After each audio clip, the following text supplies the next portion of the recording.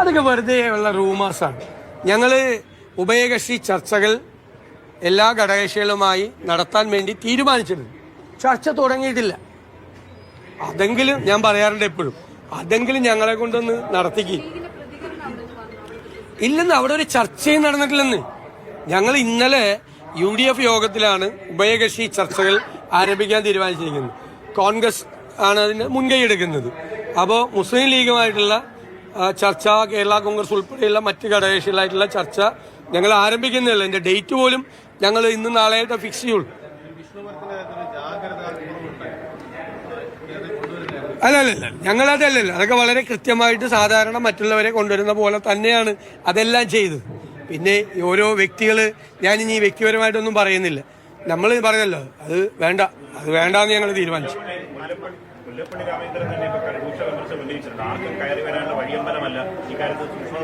അല്ല, അദ്ദേഹം സൂക്ഷ്മത പാലിച്ചില്ല എന്നും അദ്ദേഹം പറഞ്ഞില്ല. അല്ലല്ല, നിങ്ങൾ അദ്ദേഹം പറയാത്തത് അദ്ദേഹം പറയാത്തത് നിർബൻ ആടിയല്ലേ? അല്ലല്ല, അത് കറക്റ്റാണെന്നേ. മുതിർന്ന നേതാവാണ് അദ്ദേഹം, പരിചയസമ്പന്നനായ നേതാവാ. അദ്ദേഹത്തിന് ഉപദേശിക്കാനുള്ള പൂർണ്ണമായ സ്വാതന്ത്ര്യമുണ്ട്. അതൊരു ഉപദേശ രൂപേണ എടുത്തിരിക്കുന്നത്. ഞാനിപ്പോൾ അദ്ദേഹത്തെ വിളിച്ചിട്ട് കിട്ടാഞ്ഞിട്ടാണ്. അദ്ദേഹം അത് അവരൊക്കെ പറയുന്നത് വളരെ ശ്രദ്ധയോടുകൂടി നോക്കി കാണും. വളരെ അത് ക്ലോസ് ചെയ്ത ചാപ്റ്റർ. പക്ഷെ ഞാൻ ചോദിക്കുന്നത്, മനസ്സുകൊണ്ട് താൻ ഇപ്പോഴും ഒരു സംഘപരിവാറുകാരനാണ്, RSSകാരനാണ് എന്ന് പറയുന്ന ഒരു വ്യക്തിയെ UDF കൊണ്ടുവരാനുള്ള നമ്മളത് ക്ലിയർ ചെയ്തല്ല. We made it very clear. No more questions. അത് ക്ലിയർ ചെയ്തല്ല. വേറെ എന്തെങ്കിലും പരിഗണിച്ചത് പോലും തെറ്റല്ലേ? വിളിച്ചിരുന്നു, സംസാരിച്ചിരുന്നു, നിരന്തരമായി സംസാരിച്ചിരുന്നു. ഞാൻ കോൾ റെക്കോർഡ് വരെ കാണിച്ചില്ലേ. ഞാൻ അതുകൊണ്ടല്ലേ ചോദിച്ചാൽ ഞങ്ങൾ തമ്മിൽ അതിർത്തി തിരക്കോ സ്ഥലക്കച്ചവടോ വല്ലതും ഉണ്ട്. എന്നെ സംസാരിക്കാനും, എന്നെ വന്ന് കണ്ടോൺമെന്റ് ഹൗസിൽ കാണാനും, രമേശ് ചെന്നിത്തല വീട്ടിൽ പോയി കാണാനും, അല്ലെ തിരുവഞ്ചൂർ രാധാകൃഷ്ണനെ പോലത്തെ ഒരു മുതിർന്ന നേതാവുമായിട്ടാണ് എന്നെ വന്ന് അദ്ദേഹം കണ്ട് ഇക്കാര്യങ്ങളെല്ലാം വിശദമായി സംസാരിച്ചതും ഇത് കമ്മ്യൂണിക്കേറ്റ് ചെയ്തതും. മിനിങ്ങാന്നും ഇന്നലെ രാവിലെയൊക്കെ സംസാരിച്ച് ക്ലോസ് ചെയ്തേക്കും. അത് വിട്ട് ഞങ്ങൾ ആ വാതിലടച്ചു. ചെറിയൊരു പദവിയിലല്ലോ, അങ്ങനെ പോകുമ്പോൾ തന്നെ കെ കരുണാകരന്റെ മുഖത്തൊക്കെ കുറിച്ച് പറയും. അങ്ങനെ ഒരു പദവിയിലിരിക്കുന്ന ഒരാള് ഇക്കാര്യത്തിൽ സൂക്ഷ്മത പാലിക്കാതെ അങ്ങ് പെട്ടെന്നൊരു പ്രസ്താവന നടത്താൻ പാടുണ്ടോ? കാരണം അതെ ഞങ്ങൾക്ക് അല്ലല്ല, UDF എങ്ങനെ ചെയ്യണമെന്ന് കൈരളിയുടെ ഉപദേശം ഞങ്ങൾക്ക് വേണ്ട. മനസ്സിലായില്ലേ? അതൊക്കെ ഞങ്ങൾ എല്ലാ നേതാക്കളും തമ്മിൽ എല്ലാ കാര്യങ്ങളും ആലോചിച്ചിട്ടാണ് ചെയ്യുന്നത്. ഒരാൾ അസോസിയേറ്റ് മെമ്പറാക്കിയതിന്റെ പേരിൽ അതിൽ നിന്ന് പിന്മാറി ഘടകകക്ഷി മെമ്പറാക്കുകയാണെങ്കിൽ ആക്കാതിരുന്നിട്ടാണ്. അത് ഞങ്ങൾ തയ്യാറല്ല. ഘടകകക്ഷിയാക്കണ സൂക്ഷ്മമായ നിരീക്ഷണത്തിന് വിധേയമാക്കിയിട്ട് അതിന്റെ സെക്കൻഡ് സ്റ്റെപ്പാണ്. മറ്റു രണ്ടുപേരും സമ്മതിച്ചല്ലോ, അത് പിന്മാറിയതാണ്. അത് ക്ലോസ് ചാപ്റ്ററാണ്. പ്രിയങ്ക ഗാന്ധി സ്പീക്കറുടെ സൽക്കാരത്തിൽ പങ്കെടുത്തത് ഗാന്ധിവാദത്തിന് ശേഷമുള്ള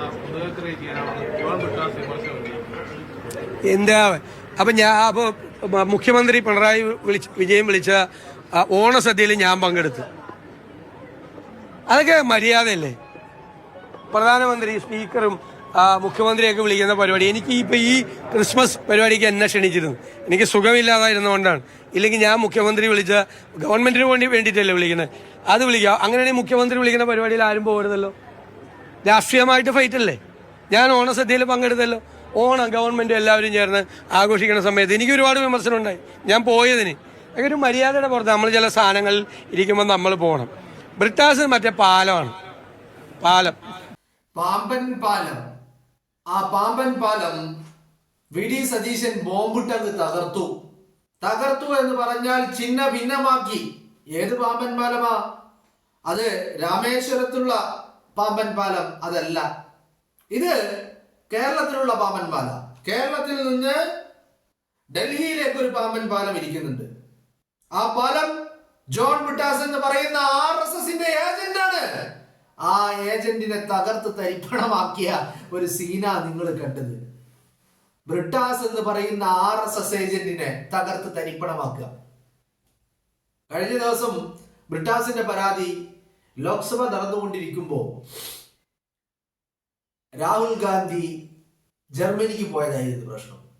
അത് കഴിഞ്ഞ് സ്പീക്കർ വിളിച്ച ഒരു ചായ സൽക്കാരത്തിൽ പ്രിയങ്ക ഗാന്ധി പങ്കെടുത്തതാ പ്രശ്നം.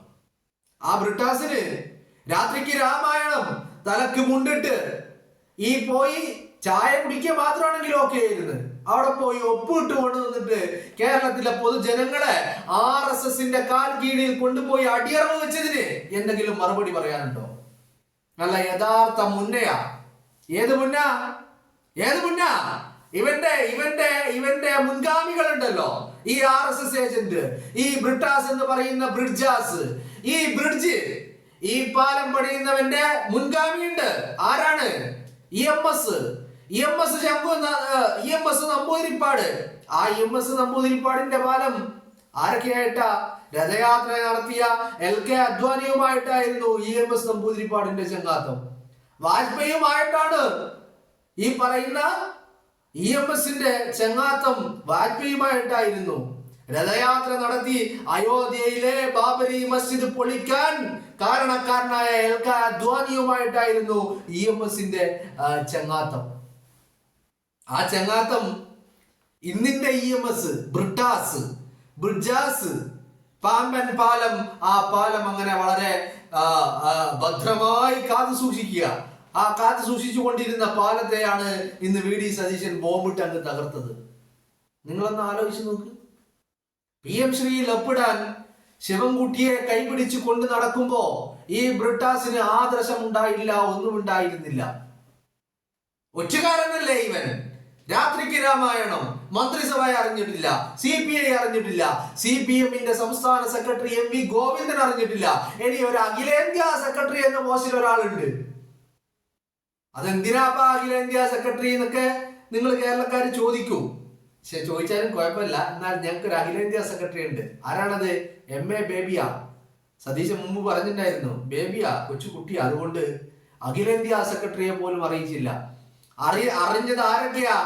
അറിഞ്ഞത് ബ്രിട്ടാസാ, പിന്നെ ഒന്ന് പിണറായി വിജയനാ. ഈ രണ്ടുപേരും ഈ പാലത്തിലൂടെ RSSുമായി നടത്തുന്ന പാലം.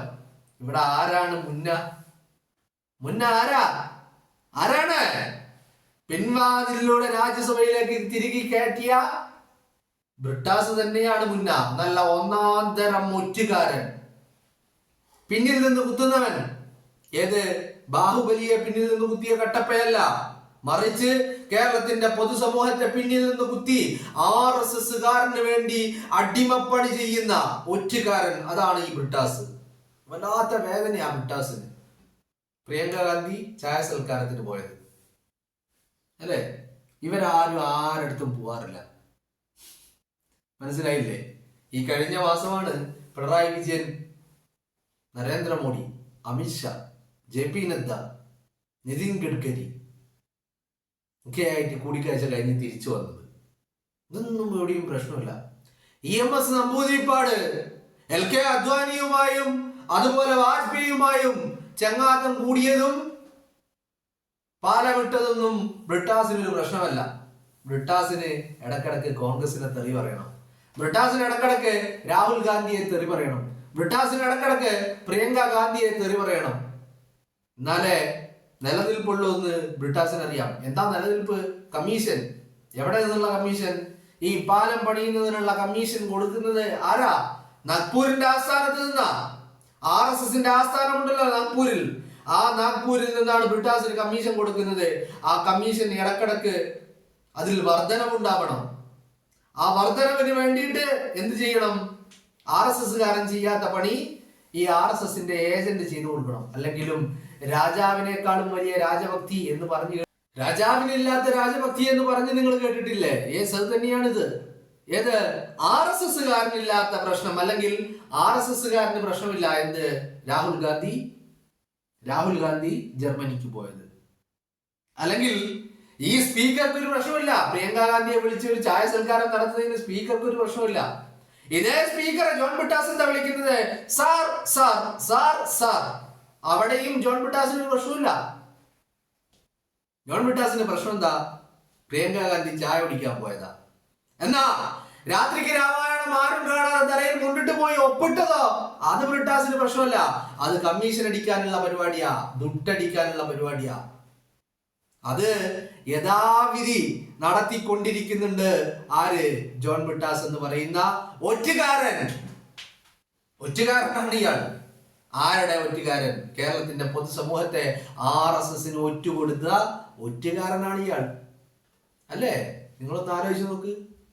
ഇനിയിപ്പോ ഞങ്ങൾ കഴിഞ്ഞ ദിവസം ഇതിനെ കുറിച്ച് സംസാരിച്ചതാ. വീണ്ടും വീണ്ടും ഇയാൾ നമ്മളെ കൊണ്ട് ഇങ്ങനെ പറയിപ്പിച്ചുകൊണ്ടിരിക്കുകയാണ്. കാരണം എന്താ, ഇവനിക്ക് നിലനിൽക്കണമെങ്കിൽ രാഹുലിനെയും പ്രിയങ്കയും ഇങ്ങനെ തെറി പറഞ്ഞുകൊണ്ടിരിക്കണം.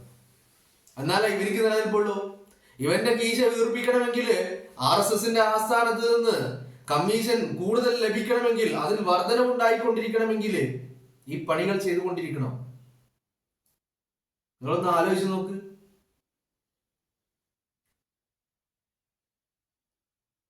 ഒരു നാണവും മാനവും ഇല്ലാത്ത നെറികെട്ട വർഗമല്ലേ നിലനിൽപ്പിന് വേണ്ടിയിട്ട്. ഇനി മറ്റൊരു കാര്യം കൂടി ഞാൻ പറയാം. നിലനിൽപ്പിന് വേണ്ടിയിട്ടാണ് ഈ പോരാട്ടം. ഇനി ഇന്ത്യയുടെ പ്രതിപക്ഷ നേതാവാരാ? രാഹുൽ ഗാന്ധി. ഈ കഴിഞ്ഞ കുറച്ച് കാലങ്ങളായിട്ട് രാഹുൽ ഗാന്ധി പല സമരങ്ങളും പോരാട്ടങ്ങളും നയിച്ചിട്ടുണ്ട്. പാർലമെന്റിന് മുന്നിൽ, പാർലമെന്റിന് അകത്ത്, പാർലമെന്റിന് പുറത്ത്, ഡൽഹിയിൽ, അങ്ങനെ വിവിധ ഇടങ്ങളിൽ. എവിടെയൊക്കെ നിങ്ങൾ ഒരുപാട് ഫോട്ടോകൾ നമ്മൾ ഗൂഗിളിൽ ഒന്ന് സെർച്ച് ചെയ്ത് നോക്കിയാൽ കിട്ടും. ആ ഫോട്ടോകളിൽ നിങ്ങളൊന്ന് നോക്കിയേ, രാഹുൽ ഗാന്ധി എന്തെങ്കിലും പരിപാടി അവതരിക്കുന്നുണ്ടെങ്കിൽ അവിടെ ഇവൻ ചെറിയ തോളിലിട്ട് ഇങ്ങനെ മുകളിലോട്ട് നോക്കി നിൽക്കുന്നുണ്ടാവും, വിളിച്ചിട്ട് ഫ്രണ്ടിൽ തന്നെ ഉണ്ടാകും. അല്ലെങ്കിൽ ക്യാമറ കണ്ണുകളിൽ തന്റെ മുഖം വരുന്ന രീതിയിൽ ഇവനുണ്ടാകും. എന്താ കാര്യം?